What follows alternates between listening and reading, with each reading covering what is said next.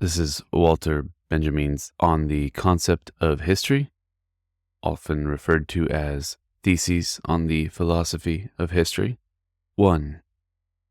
The story is told of an automaton constructed in such a way that it could play a winning game of chess, answering each move of an opponent with a counter-move. A puppet in Turkish attire and with a hookah in its mouth sat before a chessboard placed on a large table.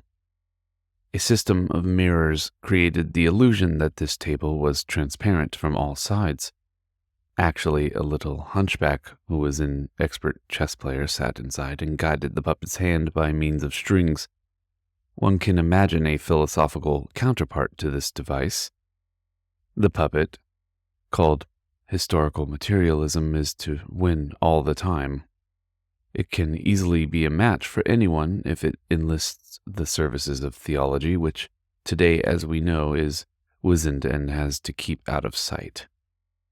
2. One of the most remarkable characteristics of human nature, writes Lotze, is, alongside so much selfishness in specific instances, the freedom from envy which the present displays toward the future. Reflection shows us that our image of happiness is thoroughly colored by the time to which the course of our own existence has assigned us.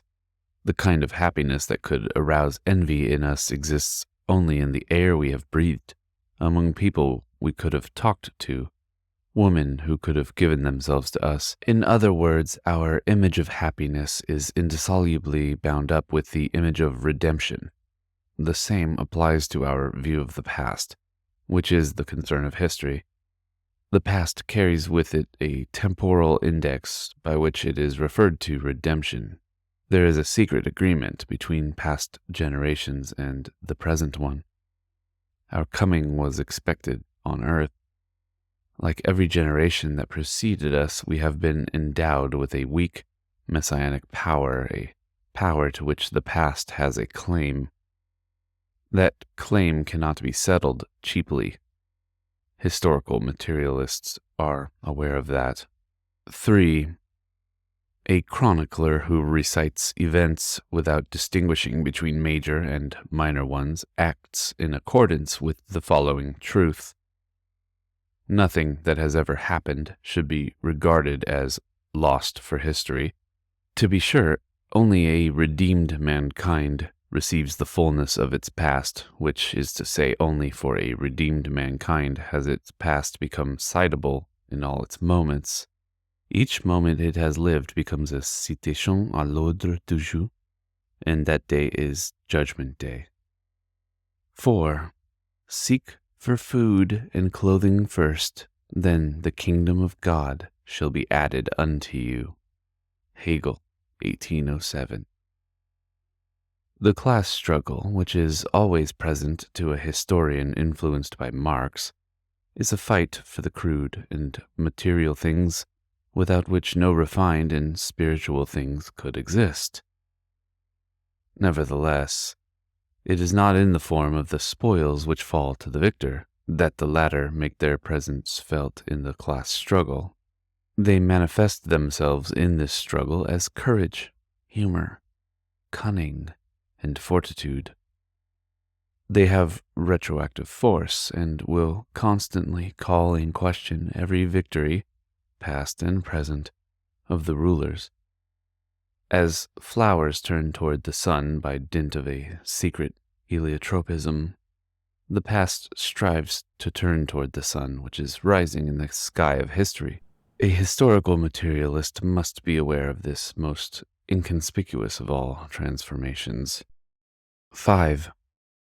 The true picture of the past flits by. The past can be seized only as an image which flashes up at the instant when it can be recognized and is never seen again. The truth will not run away from us. In the historical outlook of historicism, these words of Gottfried Keller mark the exact point where historical materialism cuts through historicism. For every image of the past that is not recognized by the present as one of its own concerns threatens to disappear irretrievably. The good tidings which the historian of the past brings with throbbing heart may be lost in a void the very moment he opens his mouth. 6. To articulate the past historically does not mean to recognize it the way it really was, Ronca. It means to seize hold of a memory as it flashes up at a moment of danger. Historical materialism wishes to retain that image of the past which unexpectedly appears to man singled out by history at a moment of danger. The danger affects both the content of the tradition and its receivers. The same threat hangs over both, that of becoming a tool of the ruling classes. In every era, the attempt must be made anew to wrest tradition away from a conformism that is about to empower it. The Messiah comes not only as the Redeemer, he comes as the subduer of Antichrist. Only that historian will have the gift of fanning the spark of hope in the past who is firmly convinced that even the dead will not be safe from the enemy if he wins. And this enemy has not ceased to be victorious. 7. Consider the darkness and the great cold in this veil which resounds with mystery. Brecht, The Threepenny Opera. To historians who wish to relive an era, Fustel de Coulanges recommends that they blot out everything they know about the later course of history. There is no better way of characterizing the method with which historical materialism has broken. It is a process of empathy whose origin is the indolence of the heart, acedia which despairs of grasping and holding the genuine historical image as it flares up briefly. Among medieval theologians, it was regarded as the root cause of sadness. Flaubert, who was familiar with it, wrote, "Few will be able to guess how sad one had to be in order to resuscitate Carthage." The nature of this sadness stands out more clearly if one asks with whom the adherents of historicism actually empathize. The answer is inevitable: with the victor. And all rulers are the heirs of those who conquered before them. Hence, empathy with the victor invariably benefits the rulers. Historical materialists know what that means.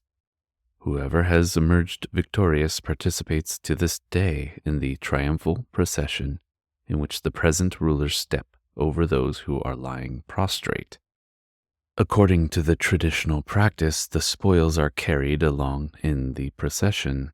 They are called cultural treasures, and a historical materialist views them with cautious detachment. For without exception, the cultural treasures he surveys have an origin which he cannot contemplate without horror. They owe their existence not only to the efforts of the great minds and talents who have created them, but also to the anonymous toil of their contemporaries. There is no document of civilization which is not at the same time a document of barbarism. And just as a document is not free of barbarism, barbarism taints also the manner in which it was transmitted from one owner to another. A historical materialist, therefore, dissociates himself from it as far as possible. He regards it as his task to brush history against the grain. 8. The tradition of the oppressed teaches us that the state of emergency in which we live is not the exception but the rule. We must attain to a conception of history that is in keeping with this insight. Then we shall clearly realize that it is our task to bring about a real state of emergency, and this will improve our position in the struggle against fascism. One reason why fascism has a chance is that, in the name of progress, its opponents treat it as a historical norm. The current amazement that the things we are experiencing are still possible in the 20th century is not philosophical. This amazement is not the beginning of knowledge, unless it is the knowledge that the view of history which gives rise to it is untenable. 9. My wing is ready for flight. I would like to turn back if I stayed. Timeless time, I would have little luck. Gerard Scholem, Grus vom Angelus. A Klee painting named Angelus Novus shows an angel looking as though he is about to move away from something he is fixedly contemplating. His eyes are staring, his mouth is open, his wings are spread. This is how one pictures the angel of history. His face is turned toward the past.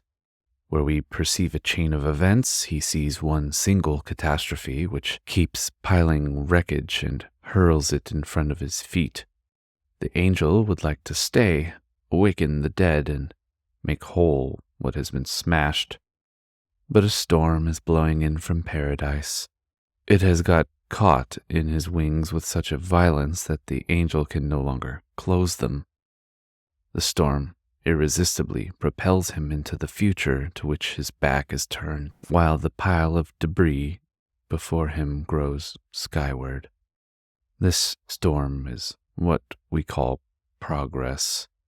The themes which monastic discipline assigned to friars for meditation were designed to turn them away from the world and its affairs. The thoughts which we are developing here originate from similar considerations. At a moment when the politicians in whom the opponents of fascism had placed their hopes are prostrate and confirm their defeat by betraying their own cause, these observations are intended to disentangle the political worldlings from the snares in which the traitors have entrapped them. Our consideration proceeds from the insight that the politicians' stubborn faith in progress, their confidence in their mass basis, and finally their servile integration into an uncontrollable apparatus have been three aspects of the same thing. It seeks to convey an idea of the high price our accustomed thinking will have to pay for a conception of history that avoids any complicity with the thinking to which these politicians continue to adhere. 11. The conformism which has been part and parcel of social democracy from the beginning attaches not only to its political tactics but to its economic views as well. It is one reason for this later breakdown nothing has corrupted the German working class so much as the notion that it was moving with the current. It regarded technological developments as the fall of the stream with which it thought it was moving. From there it was but a step to the illusion that the factory work which was supposed to tend toward technological progress constituted a political achievement. The old Protestant ethics of work was resurrected among German workers in secularized form. The Gotha program already bears traces of this confusion, defining labor as the source of all wealth and all culture. Smelling a rat, Marx countered that a man who possesses no other property than his labor power must of necessity become the slave of other men who have made themselves the owners. However, the confusion spread, and soon thereafter Joseph Dietzen proclaimed, "The savior of modern times is called work. The improvement of labor constitutes the wealth which is now able to accomplish what no redeemer has ever been able to do." This vulgar Marxist conception of the nature of labor bypasses the question of how its products might benefit the workers while still not being at their disposal. It recognizes only the progress in the mastery of nature, not the retrogression of society. It already displays the technocratic features later encountered in fascism. Among these is a conception of nature which differs ominously from the one in the socialist utopias before the 1848 revolution. The new conception of labor amounts to the exploitation of nature, which, with naive complacency, is contrasted with the exploitation of the proletariat. Compared with this positivistic conception, Fourier's fantasies, which have so often been ridiculed, proved to be surprisingly sound.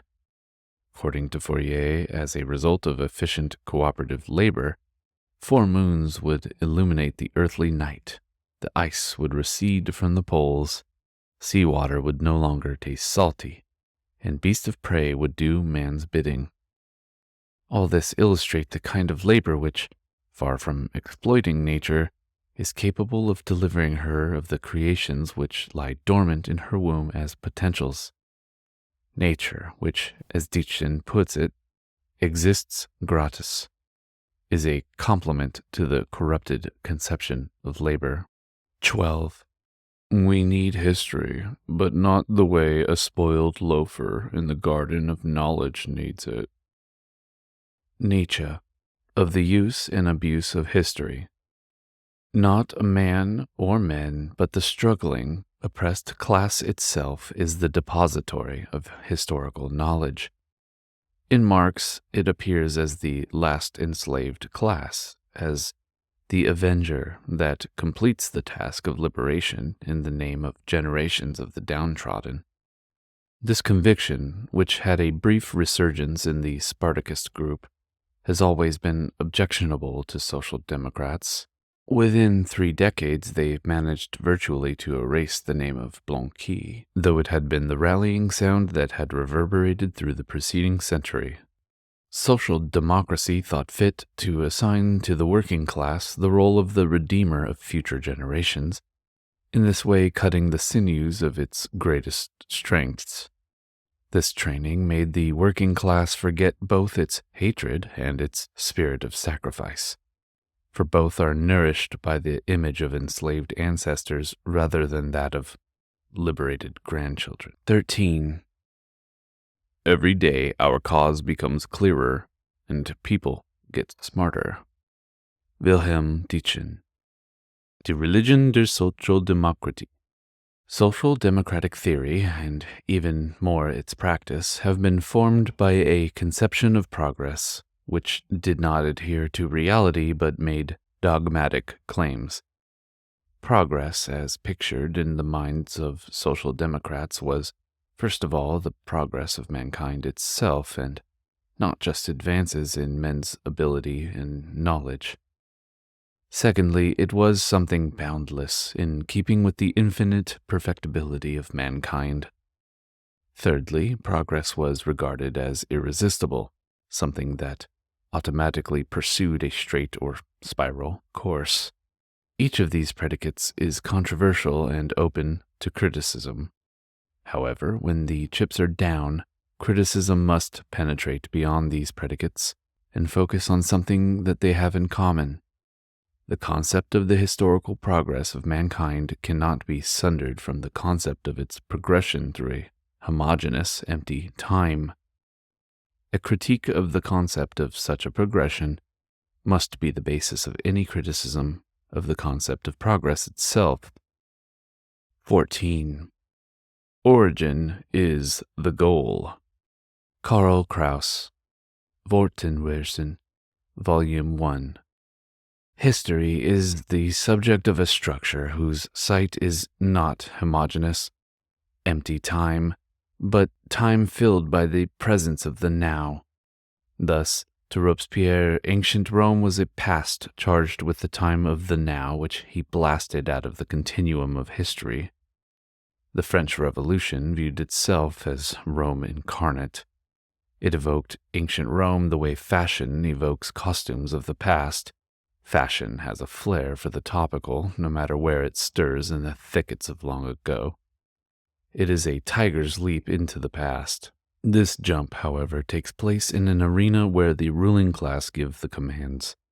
The same leap in the open air of history is the dialectical one, which is how Marx understood the revolution. 15. The awareness that they are about to make the continuum of history explode is characteristic of the revolutionary classes at the moment of their action. The Great Revolution introduced a new calendar.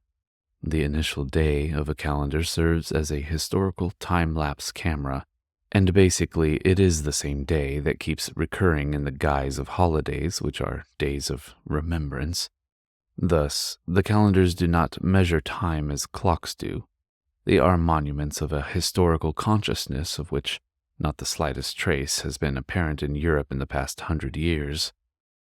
In the July Revolution, an incident occurred which showed this consciousness still alive. On the evening of fighting, it turned out that the clocks in towers were being fired on simultaneously and independently from several places in Paris. An eyewitness, who may have owed his insight to the rhyme, wrote as follows: "Who would have believed it? We are told that the new Joshuas at the foot of every tower, as though irritated with time itself, fired at the dials in order to stop the day." 16.